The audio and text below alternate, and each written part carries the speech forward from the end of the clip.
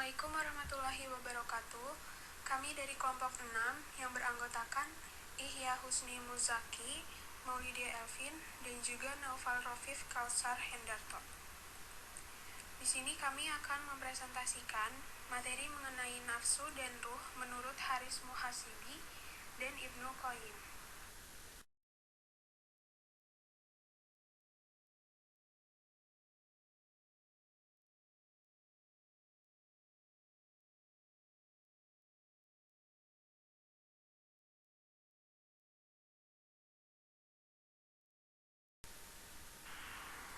Lalu yang dijelaskan di sini ada hakikat ruh, hakikat nafs, dan juga penciptaan ruh dan nafs.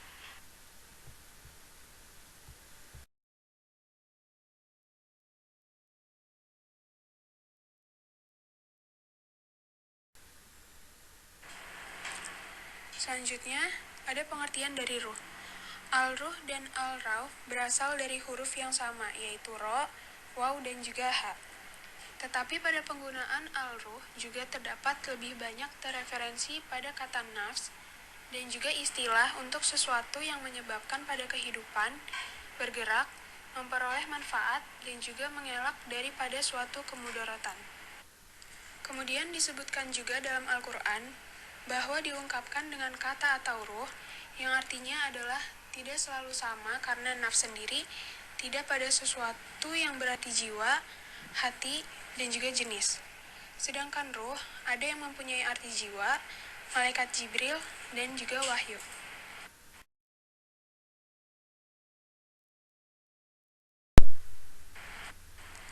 Lalu selanjutnya ada pendapat dari Ibnu Qayyim tentang ruh, yaitu roh merupakan jisim yang sama sekali berbeda dengan jisim yang dapat diindra. Ia jisim yang mengandung cahaya, berada di daerah tinggi, lembut, hayati, serta beranjak dinamis.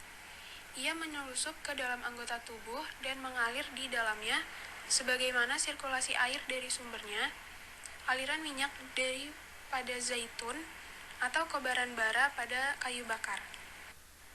Pancaran-pancaran itu akan menghasilkan tubuh mampu merasa, beranjak, dan juga berkehendak. Jika tubuh itu rusak karena tercemar oleh banyaknya hal, maka tidak bisa lagi menerima pancaran-pancaran tersebut.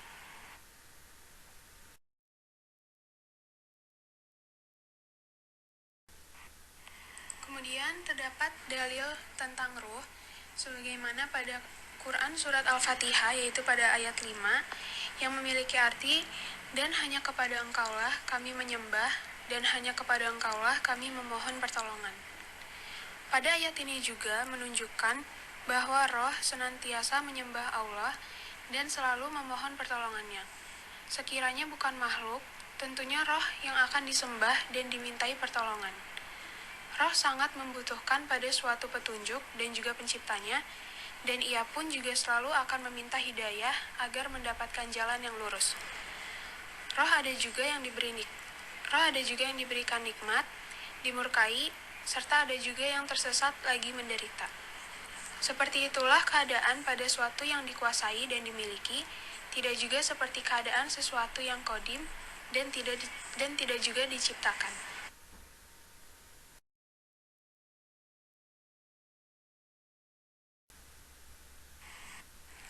Kemudian selanjutnya ada pengertian dari nafs, yaitu jiwa atau yang dalam bahasa Arabnya adalah nafs atau ruh, sedangkan dalam bahasa Inggris disebut dengan soul atau spirit, adalah sebuah unsur imateri pada diri manusia. Jiwa juga tidak bisa dipisahkan dari tubuh, begitu pula sebaliknya. Karena jika tanpa salah satu dari kedua hal tersebut, maka seseorang itu tidak dapat dikatakan sebagai manusia. Sedangkan arti dari an-nafs adalah hakikat pada manusia yang membedakan manusia dari hewan dan juga makhluk lainnya. Nafs juga dalam perihal ini memiliki arti, yaitu menjadi jernih dan juga terang dengan mengingat Allah, dan terhapuslah juga semua pengaruh-pengaruh syahwat dan juga sifat tercela, dan itu dinamakan juga sebagai jiwa yang tenang.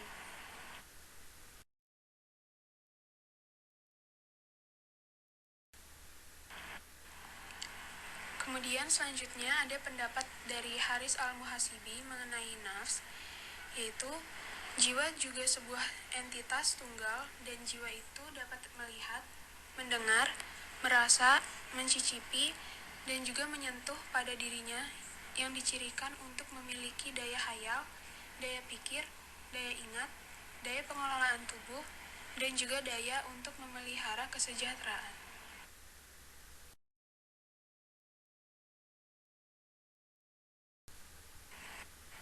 Selanjutnya, terdapat dalil mengenai nafs, seperti yang ada pada Quran Surat Az-Zumar, yaitu yang memiliki arti Allah memegang jiwa orang ketika matinya dan memegang jiwa orang yang belum mati di waktu tidurnya, maka dia tahanlah jiwa orang yang telah dia tetapkan kematiannya dan dia melepaskan jiwa lain sampai waktu yang ditetapkan.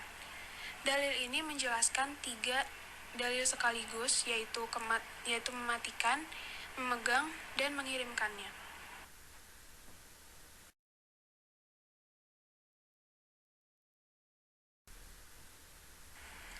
Lalu selanjutnya mengenai penciptaan nafs dan ruh.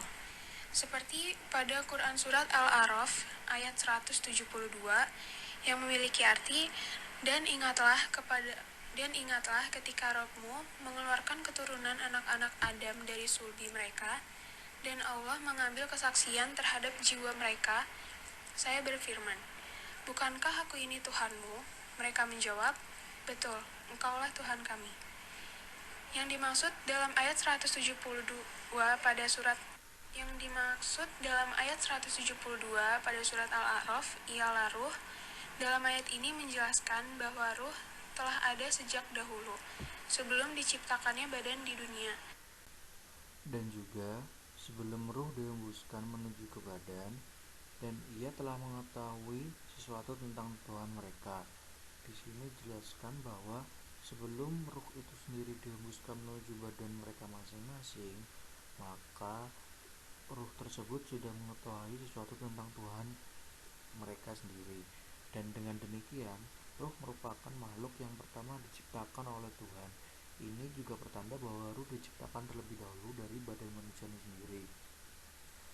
Oleh karena itu, ruh sendiri merupakan hal yang penting bagi manusia karena ia merupakan makhluk pertama yang diciptakan daripada badan mereka sendiri.